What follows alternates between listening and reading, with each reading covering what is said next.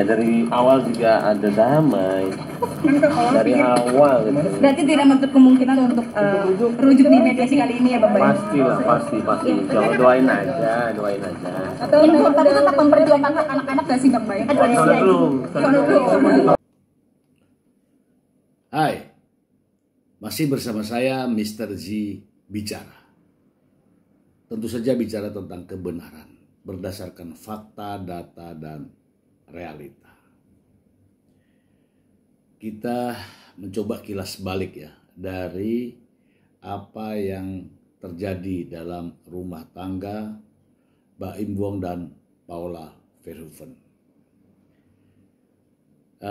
Kemarin saya mendengar kalimat yang diucapkan langsung oleh Baim Wong bahwa ia sedari dulu ingin ini persoalan diselesaikan secara damai. Garis bawahi kalimat dari dulu kita menyelesaikan dengan damai. Kita mencoba kilas balik apa yang terjadi ketika Baim Wong dan didampingi oleh pengacaranya saat konferensi pers. Dan pernyataan lain atau sikap-sikap lain setelah persoalan tersebut. Mari kita simak bersama. Kopi dulu. Oke. Halo ya Allah. Boleh bentar ya. Bro, biasa bikin bro.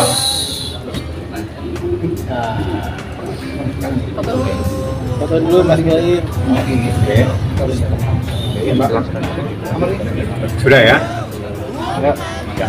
Assalamualaikum warahmatullahi wabarakatuh dan selamat sore. Terima kasih rekan-rekan semua. Saya informasikan bahwa Muhammad Ibrahim alias Baim Wong pada hari Senin telah mendaftarkan gugatannya ke Pengadilan Agama Jakarta Selatan terkait dengan gugatan cerai talak terhadap istrinya yang bernama Paula. Apa yang menjadi persoalan ini saya ibaratkan pagar makan tanaman. Itu dia punya judul cerita. Jadi bagaimana, seperti apa kejadiannya, karena ini sesuatu yang cukup pribadi, biar yang bersangkutan yang menjelaskan. Mungkin begitu, baik saya sampaikan seperti apa sebetulnya. Aduh.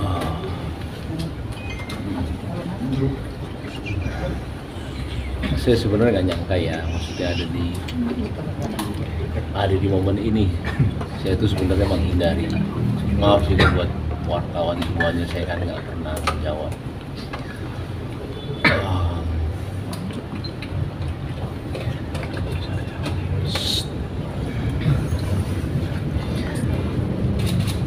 Sebenarnya posisi saya itu sulit.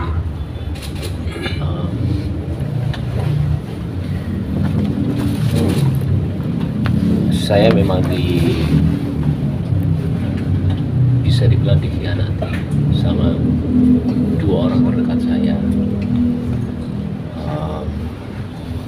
dari pihak perempuan sama laki-laki.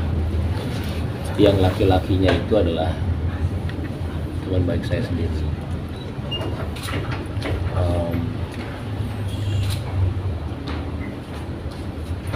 Sebenarnya hari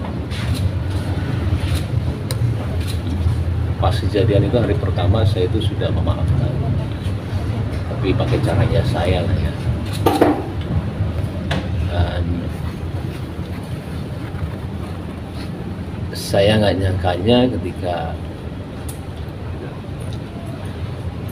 saya mengetahui ada telepon laki-laki itu diganti sama pihak wanita dengan nama laki-laki. Ya, kalian semua juga laki-laki ya. Anda bisa melihat ya bahwa ketika itu telah berkumpul begitu banyak wartawan.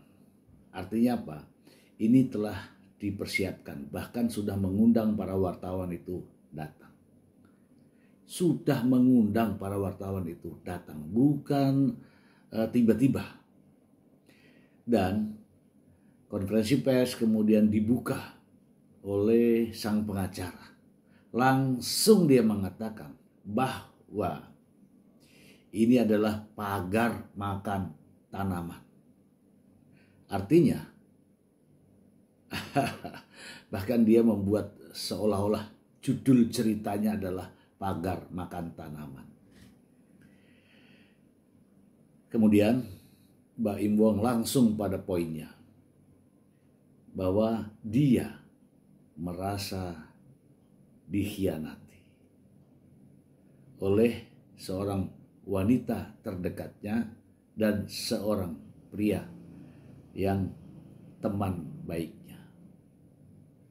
Bahkan membandingkan para wartawan itu sebagai pria harus bersikap seperti apa. Dan seterusnya dan seterusnya. Ini menandakan bahwa Mbak Im Wong telah mempersiapkan diri untuk memberikan pernyataan tentang hal ini, tentang adanya pihak ketiga yang dituduhkan kepada Paula Verhoeven. Ini nyata, teman-teman. Mari kita simak berikutnya. Ya, kalian semua juga laki-laki ya. Ketika ada di posisi itu, berat sekali untuk memaafkan. Karena maaf, saya tidak tahu mereka itu ngapain. Saya juga tidak mau suzon, cuman dari rantai semua itu, karena ini sudah 1 tahun ketidakjujuran itu ada. Saya sendiri juga kadang-kadang suka nggak percaya, jangankan kalian, saya juga nggak percaya apa yang terjadi sama saya. Karena saya selama ini cuman menahan semuanya selama 1 tahun. Saya karena anak saya.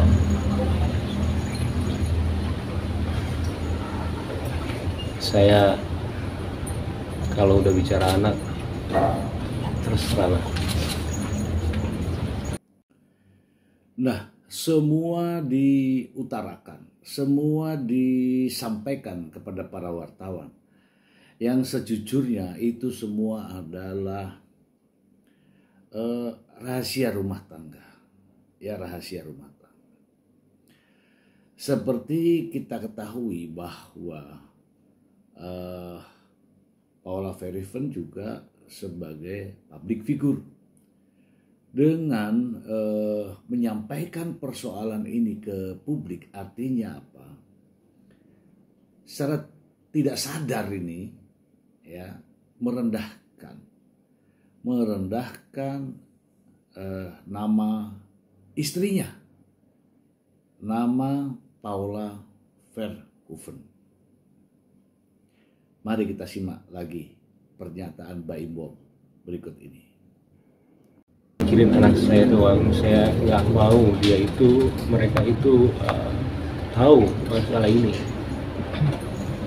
Cuma sama kesini itu semua ketidakjujuran itu ada terus dan tambah. Sampai yang nggak ini sendiri ya, maksudnya nggak percaya. Saya tuh mau menyelesaikan secara baik-baik, cuma nggak bisa. Kalaupun saya maaf ya, kalaupun saya bicara yang mau cari panggung, itu adalah momen saya ketika kejadian itu ada. Saya kasih tahu aja sama kalian semua. Saya mungkin dipuja-puja sama semua orang ya. Apalagi kalian ada yang bilang juga kalau saya tidak setuju kalau dia itu pakai hijab. Malah saya mau dia pakai hijab. Pakainya hijab dia itu berbarengan bulannya dengan permasalahan ini.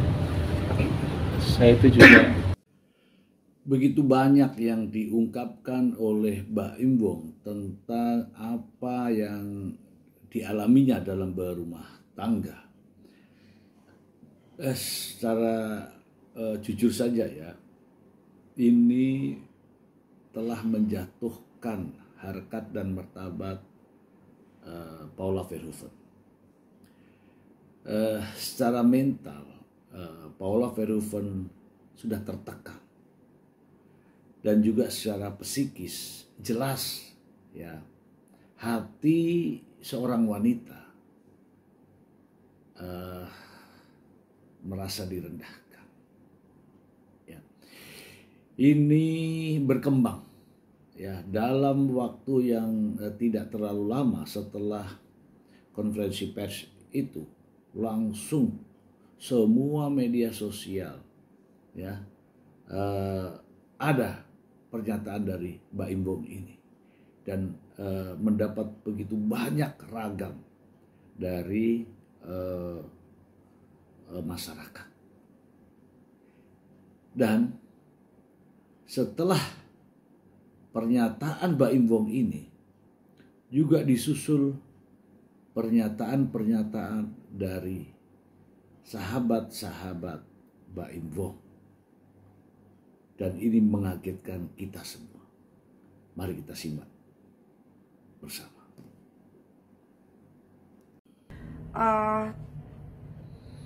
Komunikasilah saya sama Mbak Im,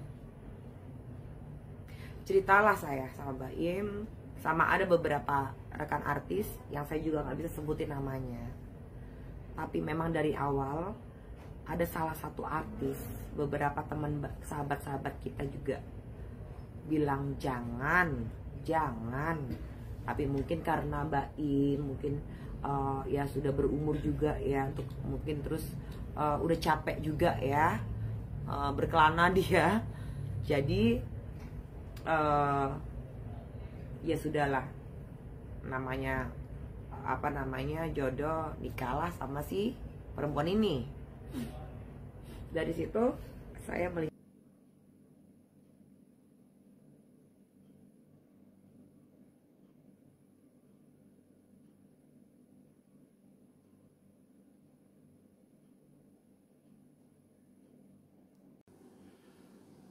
setelah pernyataan Mbak Imbong dan didukung oleh sahabat-sahabat Mbak Imbong, kemudian tibalah saatnya sidang perdana di Pengadilan Agama Jakarta Selatan.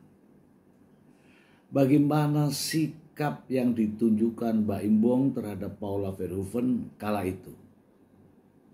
Saat itu mereka berdua bertemu, namun tidak saling bertegur sapa. Mari kita simak liputannya.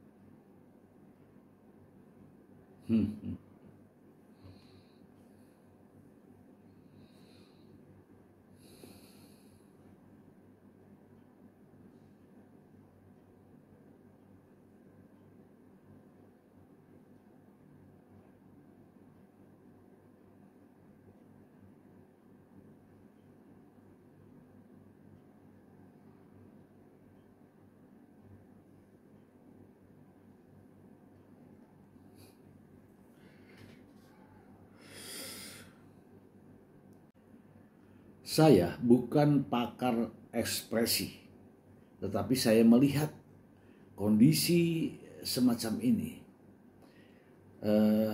menyakitkan.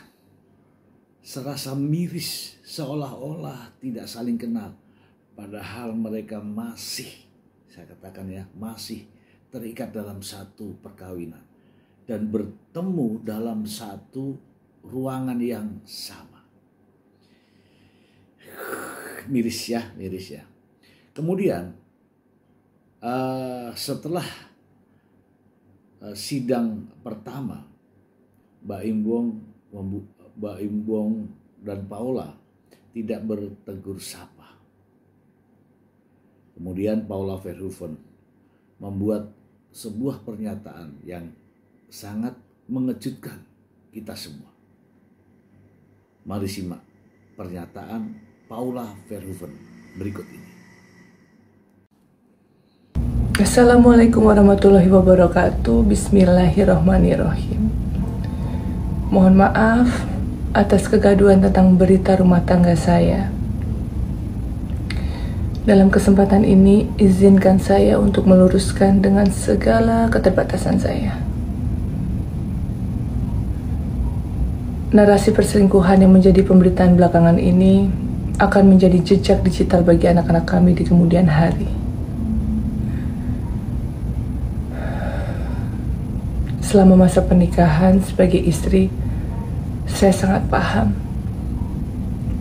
Saya mempunyai banyak kekurangan.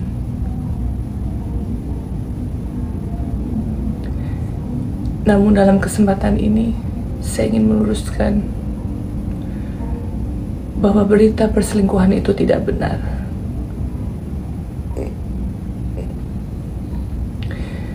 Saya percaya Allah Maha mengetahui apa yang saya lakukan dan yang tidak saya lakukan.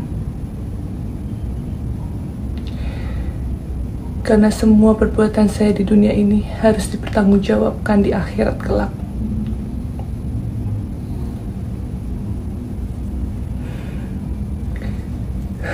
Saat ini bukanlah tahap yang mudah untuk kami, saya dan juga anak-anak. Oleh karena itu, dengan segala kerendahan hati, mohon doanya.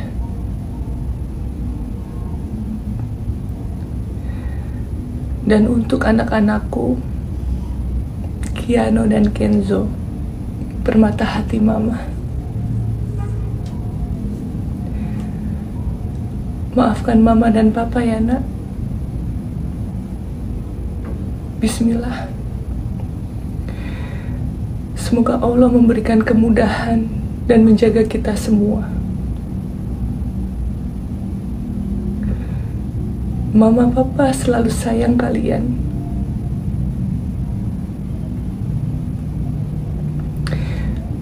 Wassalamualaikum warahmatullahi wabarakatuh. Terima kasih dan mohon doanya. Setelah pernyataan Paula Verhoeven yang menurut pendapat saya ini diungkapkan dari hati yang paling dalam, dikeluarkan dengan kata-kata yang sederhana, namun pihak Mbak Imbong justru menanggapi pernyataan Paula ini dengan sinis. Mari kita simak pernyataannya. Saya tidak berbicara tentang subjek hukum di dalam gugatan, membantah, menggugat balik pun boleh. Paham ya? Jadi kalau orang digugat terus dia bilang tidak benar kamu semua, kamu pembohong, boleh.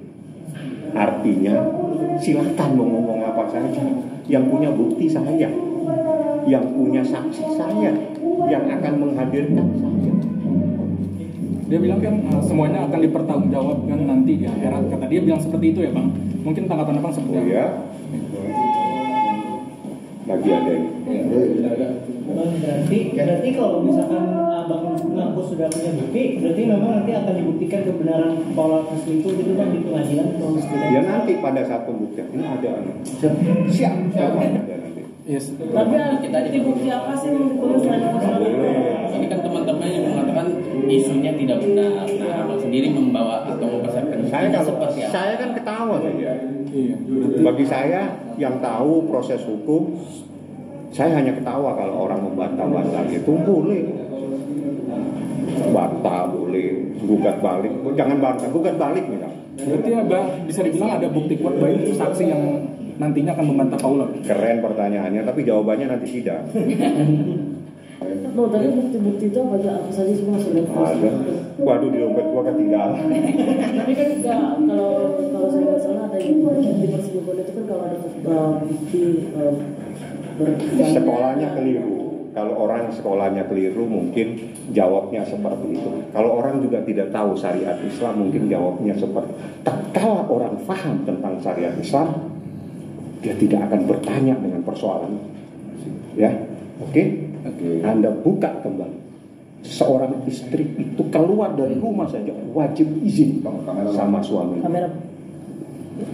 Seorang istri keluar dari rumah wajib izin dari suami. Itu syariat Islam. Ada ayat lagi. Saya tidak mau menjelaskan semuanya. Saya mau pulang. Dengan mengatakan bahwa ini pasti tertuju kepada Paula Verhoeven yang seolah-olah sekolahnya keliru. Sekolahnya keliru. Sekolahnya keliru artinya apa? Paula Verhoeven tidak paham itu. Dan ini menimbulkan persepsi yang luar biasa. Kemudian keesokan harinya ada pernyataan yang sangat kontroversial dari seorang Pak Imbo. Mari kita simak bersama.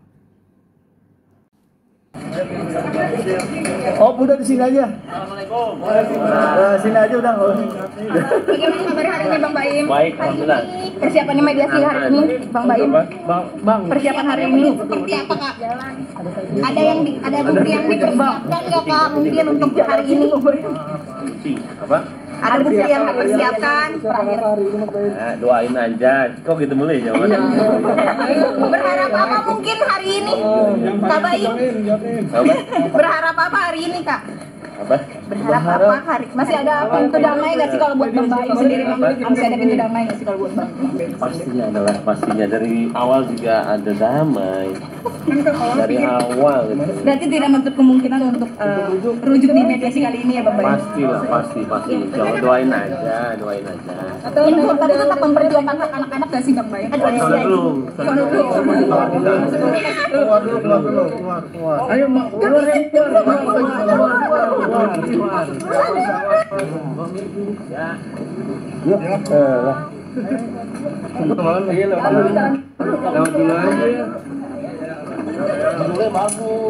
Oh iya. Judulnya menyesatkan terus. Aku sedih loh. Bang Baim tapi masih tetap memperjuangkan hak anak-anak nggak sih untuk bersama ayahnya? Pokoknya yang terbaik aja buat keluarga, buat saya sama Paula. Ya keputusannya nanti. Berarti masih berharap untuk berdamai di mediasi terakhir ini ya Bang Baim? Pastinya dari awal itu maunya damai dari awal. Nggak mau Yang diminta tambahan waktu yang diminta Kak Baim? apa? Hari ini tambahan waktu yang diminta sama Kak Baim atau dari Paula? Saya nggak enak. Hah? Dari saya nggak enak. Pengacaranya nanya kalau gitu. Apa yang diungkapkan oleh Mbak Imbong ketika itu justru berbanding terbalik beberapa jam kemudian. Awalnya di hari itu mengatakan bahwa dari awal kita mencoba untuk damai. Namun beberapa jam kemudian muncul pernyataan Baim Wong yang didampingi oleh pengacaranya. Mari kita simak bersama.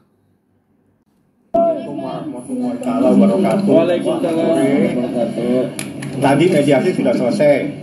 Ya, pada akhirnya tidak ada kesepakatan apapun dalam mediasi sehingga proses permohonan cerai talak yang diajukan oleh Muhammad Ibrahim harus berproses dalam pokok perkara, di mana besok sidangnya dibuka untuk pembacaan permohonan.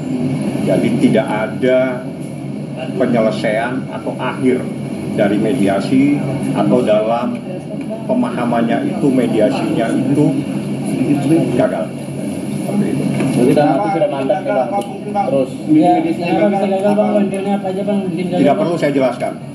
Yang jelas besok sidangnya pokok perkara sebagaimana yang akan diajukan terkait dengan gugatan cerai talak dan permohonan hak asuh anak. Jadi dua saja dari intisari permohonan yang diajukan. Yang lain-lain saya tidak mau jawab. Apa karena Paula tidak hadir hari ini? Tidak ada relevansinya hadir tidak hadir. Tapi karena kemarin sudah dibahas berjam-jam.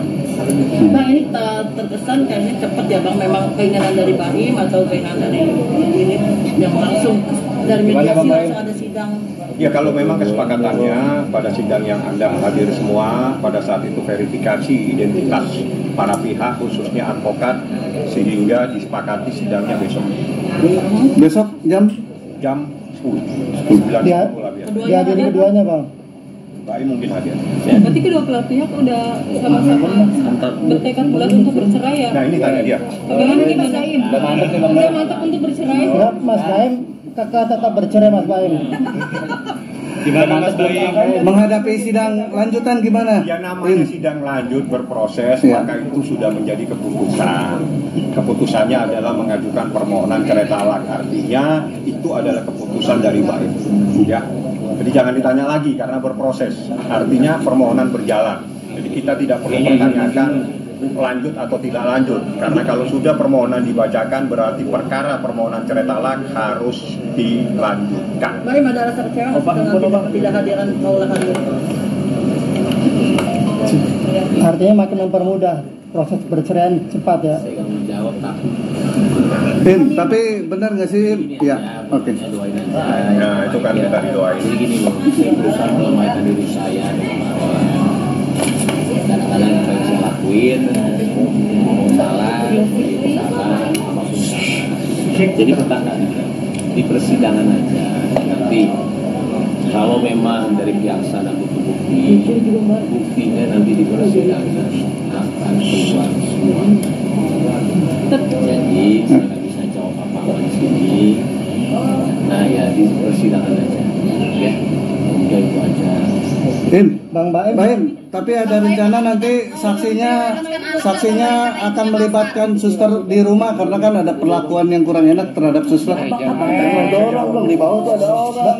yang terkait dengan materi gugatan, materi pembuktian, mohon maaf saya tidak jawab. Tapi kalau ada tanya mediasinya selesai dengan tidak ada kesepakatan apapun. Gagal ya? Gagal. Bang, salah satunya tadi tentang perebutan hak asuh anak ya, akhirnya nggak Jadi bukan perebutan, jadi salah pertanyaannya. Mengajukan permohonan supaya yang terbaik buat anak. Dari situ nggak menempati ketemu. Gimana? Jelasin Jadi yang saya harus tahu hubungan Paula saya dengan anak-anak itu baik-baik aja. Ada gimana tuh benar-benar baik. Kapanpun siapapun mau ketemu itu boleh. Jadi sebenarnya biar kita menyelesaikan masalah ini dari pihaknya kita bersidangan secara tenang ya. Jangan ada yang saling apalagi kalau kata-kata yang nggak membuat Paula ya. Jadi buat saya doain aja yang terbaik itu aja. Dari sini teman-teman kita sudah bisa melihat ya sebenarnya apa yang terjadi. Saya hanya memohon, kalau memang mau bercerai, bercerailah. Barusan di Indonesia ini ada ramai perceraian, ramai gugatan perceraian, justru karena dugaan perselingkuhan. Dan justru hal ini diungkapkan oleh Mbak Imbong secara langsung di depan media, sehingga menjadi konsumsi publik. Dan secara tidak langsung teman-teman, ini sudah memvonis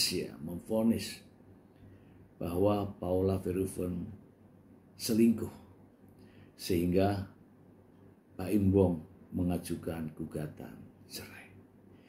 Ini tidak sehat, ya. Ini hal tidak sehat. Yang jelas ini akan meninggalkan jejak, dan Kiano, Kenzo, putra-putri mereka kelak akan tahu persoalan ini. Miris, ya miris. Saya sendiri merinding ketika mengungkapkan hal ini. Nah, sekarang kita kembali kepada teman-teman, bagaimana sikap Mbak Imbong terhadap Paula ini. Apakah ini sebuah sikap yang dibenarkan? Kalau saya mengatakan justru ini merendahkan ibunya Kiano dan Kenzo. Ini merendahkan mantan, kalau mau bercerai ya, mantan istri dari seorang Mbak Imbong. Semoga bermanfaat. Terima kasih.